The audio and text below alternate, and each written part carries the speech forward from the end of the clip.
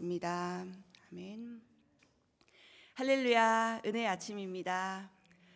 골든 위크 기간에도 이렇게 주의 말씀 사모하여 예배 자리에 나오신 성도님들 축복하고 환영합니다. 오늘 말씀은 목요일부터 이어진 그 사무엘하 14장 말씀인데요. 다윗과 그의 아들 압살롬에 관한 이야기입니다. 다윗의 우유부단하고 연약한 모습으로 인해 가정에 불행이 끊이지 않습니다.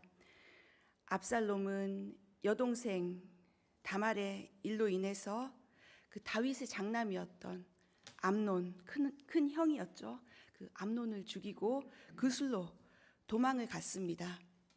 그래서 그 14장에서는 이런 압살롬이 다시 궁으로 불려온 후에 자유롭게 다니지 못하고 그 감옥 아닌 감옥에서 시간을 보내게 됩니다. 다윗은 고향으로 돌아온 압살롬을 2년 동안 만나주지 않았습니다. 오늘 본문은 이 자기중심적인 압살롬의 이야기입니다. 오늘 본문 27절에서 25절을 다시 한번 읽도록 하겠습니다. 시작. 이스라엘 전역에서 압살롬만큼 잘생겼다고 칭찬받는 사람이 없었습니다. 그는 머리끝부터 발끝까지 흠잡을 데가 없었습니다. 그는 연말이 되면 머리털이 너무 무거워져서 잘랐는데 그의 머리털을 잘라 그 무게를 달아보면 왕의 저울로 200세겔이나 됐습니다. 압살롬은 아들 셋과 딸 하나를 낳았는데 딸의 이름은 다말이었고 외모가 아름다웠습니다. 성경에도 이렇게 재미있는 설명들이 가끔 있습니다. 외모에 대해서 오늘 비교적 자세히 설명합니다. 한국에서는 잘생긴 사람은 얼짱, 또 일본에서는 이케멘이라는 표현을 쓰는데요. 성경에서도 이런 얼짱이 2명 나옵니다. 여러분 잘 아시는 요셉, 그리고 오늘 이 압살롬인데요. 이스라엘 전국에서 제일 잘생겼다라고 표현하는데 도대체 어떻게 생겼을까 정말 궁금해지기까지 합니다. 흠잡을 데가 없다는 것입니다. 그리고 26절에 보면 그 머리카락이 풍성했다라는 그런 묘사가 있는데요.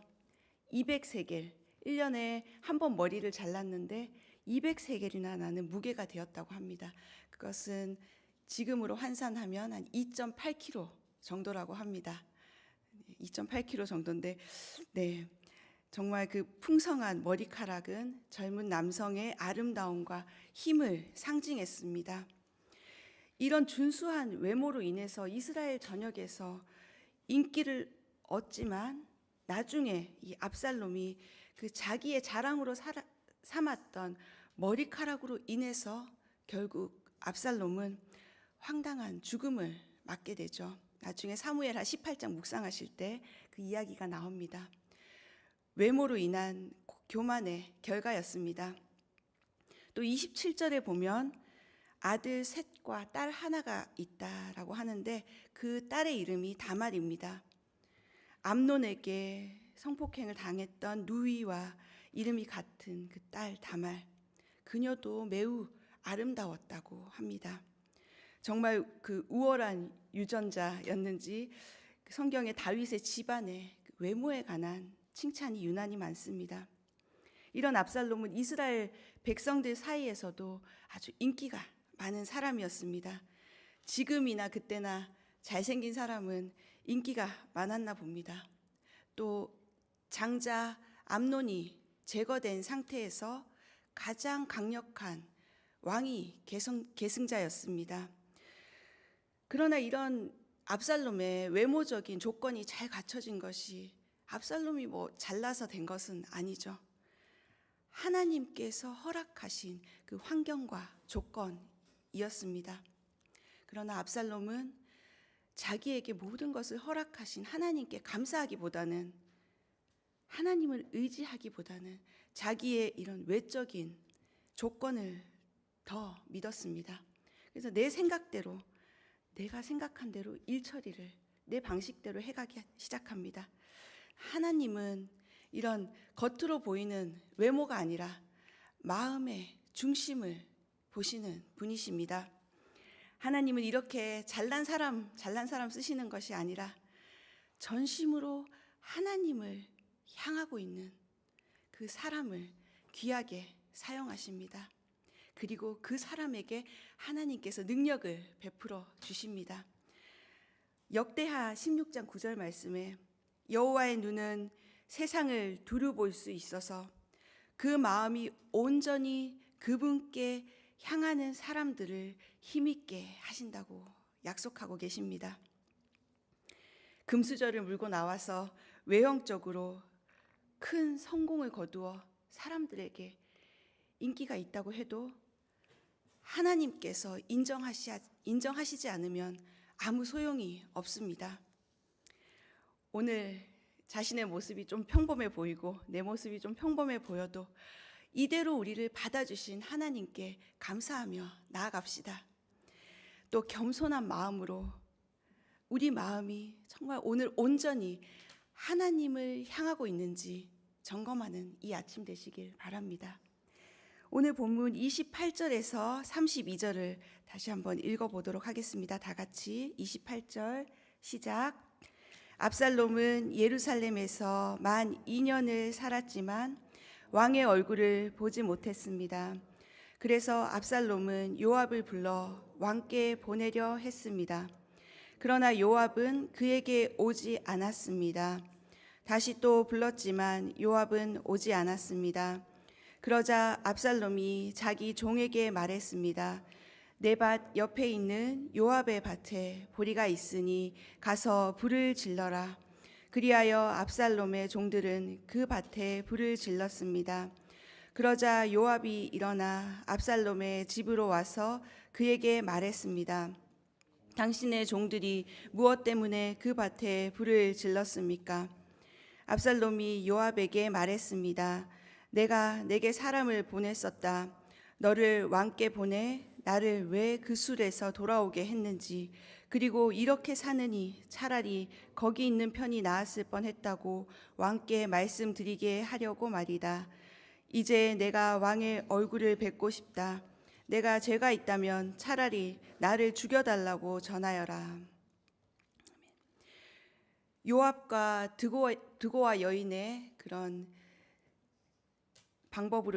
도움으로 인해서 압살롬은 예루살렘에 돌아왔습니다. 그렇지만 2년 동안 아버지 다윗의 얼굴을 보지 못했습니다. 다윗이 그때 바로 압살롬을 잘 훈육하고 합당한 처벌을 했으면 좋았을 텐데 다윗은 이렇게 힘든 문제에서는 눈을 감아버리는 나쁜 습관이 있었던 것 같습니다. 처리하기 힘들어서 피하면 결국은 골마서 그것이 문제를 일으킵니다. 다윗의 군대 장관이었던 요압은 더 이상 압살롬을 위한 중재자 역할을 하지 않습니다. 자신의 그 정치적인 입장이 있으니 다윗의 심기를 더 이상 건드리지 않고 싶었던 것이었죠. 요압도 이렇게 압살롬을 무시한 채 2년의 시간이 흘렀습니다. 2년간 압살롬은 자신의 잘못을 뉘우치고 반성했던 것이 아니라 마음속에 분노를 차곡차곡 쌓아갔습니다. 압살롬은 2년은 잘 참았던 것 같아요. 여동생 다말을 괴롭힌 형 암논에 대한 복수를 할 때도 2년간은 잘 참았었는데 2년이 지나고 나서 또 이제 오늘도 폭발하고 말았습니다. 해결되지 않는 상처가 있으면 언젠가 이렇게 폭발하고 맙니다. 하나님께 나와서 치료받지 않으면 언젠가 그 상처가 다른 사람을 해치게 됩니다. 저는 이 새벽 기도회가 우리 마음의 그 상처와 응어리를 수술받는 하나님의 수술대가 되길 기도합니다. 여러분 혹시 마음에 품은 분노, 미움, 억울함이 있다면 오래 품지 마시고 하나님께 매달려 수술을 요청하시길 바랍니다. 하나님은 상처받은 영혼의 기도를 결코 외면하지 않으십니다. 하나님께서 바라시는 제사는 상한 영혼입니다. 다윗은 시편 51편에 이렇게 기록합니다. 하나님께서 바라시는 제사는 상한 영혼입니다. 오 하나님이여, 주께서는 상하고 뉘우치는 마음을 외면하지 않으십니다. 오늘 근데 압살롬의 행동이 좀 기가 막힙니다. 요압의 밭에, 남의 밭에 이렇게 불을 지르고 맙니다. 어린아이도 아니고 자기 감정대로 행동해 버렸습니다. 나 좀 알아봐 주십시오. 나 좀 봐주십시오. 이렇게 이기적인 행동으로 보리밭에 불을 지른 것입니다. 압살롬의 기질은 이렇듯 주목받길 원하고 내가 드러나야 하는 사람입니다. 그런데 이것은 결코 하나님의 방법이 아닙니다. 우리 자녀들도 때로는 압살롬처럼 사고 칠 때가 있죠. 그런데 실은 그것은 SOS의 신호입니다. 저 좀 봐주세요. 엄마 아빠 저 좀 봐주세요. 저에게 관심 좀 가져주세요. 라는 또 다른 표현일지도 모릅니다. 그때 사랑으로 다가가는 부모가 되어야 합니다. 바로 사과하고 안아주고 잘 타이르며 소통하는 부모가 되어야 합니다.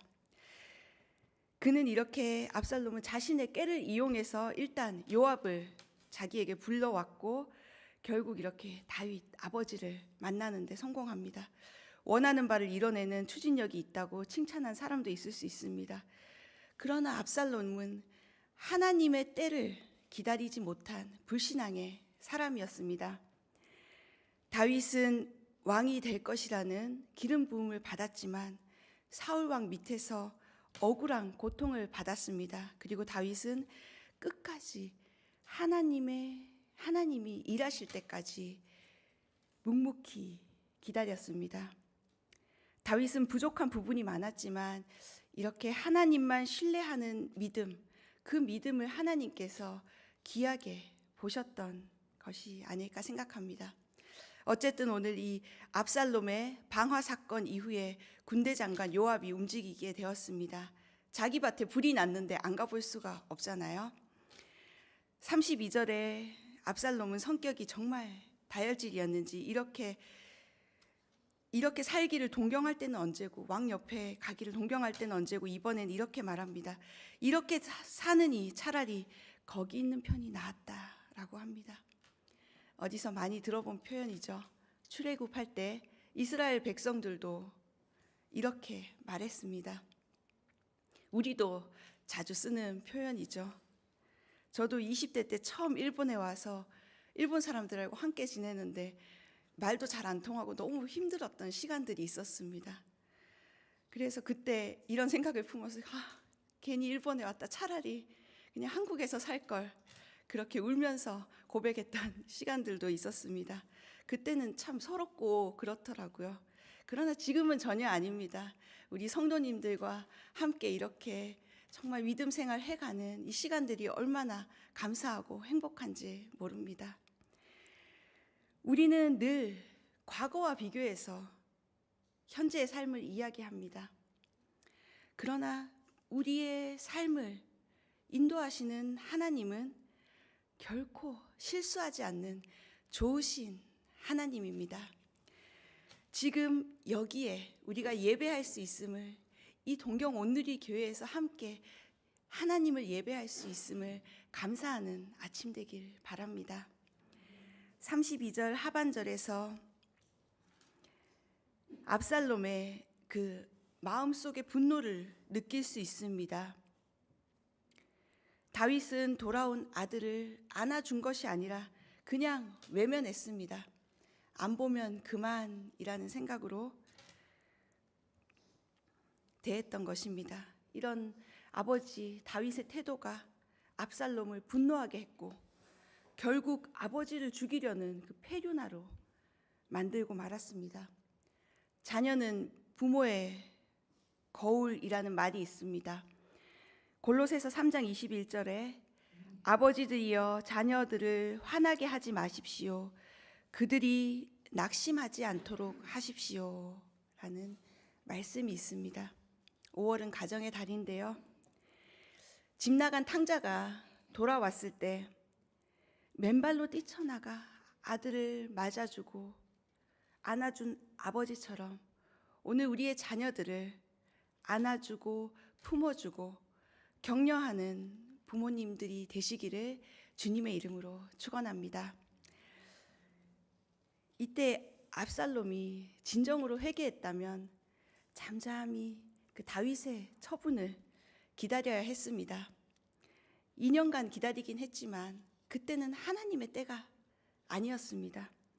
먼저 나서서 내 방법대로 내 생각대로 깨하는 것은 진정한 회개한 사람의 모습은 아니었습니다. 자신의 목적을 이루기 위해 수단과 방법을 가리지 않는 압살롬, 잘못을 뉘우치지 않는 압살롬, 그는 하나님의 때를 기다리지 못했습니다. 여러분 혹시 오늘 기다림에 지쳐 계신 분이 계십니까? 2년이 지났는데 아무 일도 안 일어났다고 생각하는 분이 계십니까? 하나님은 여러분의 그 인내의 시간 동안 드렸던 기도와 눈물을 결코 잊지 않으십니다. 하나님은 반드시 하나님의 때에 하나님의 방법으로 여러분의 삶 가운데 일하실 것입니다. 그 때를 묵묵히 기다리는 믿음으로 사시는 성도님들 되시길 주님의 이름으로 축원합니다. 오늘 33절 마지막 절을 함께 읽겠습니다. 시작.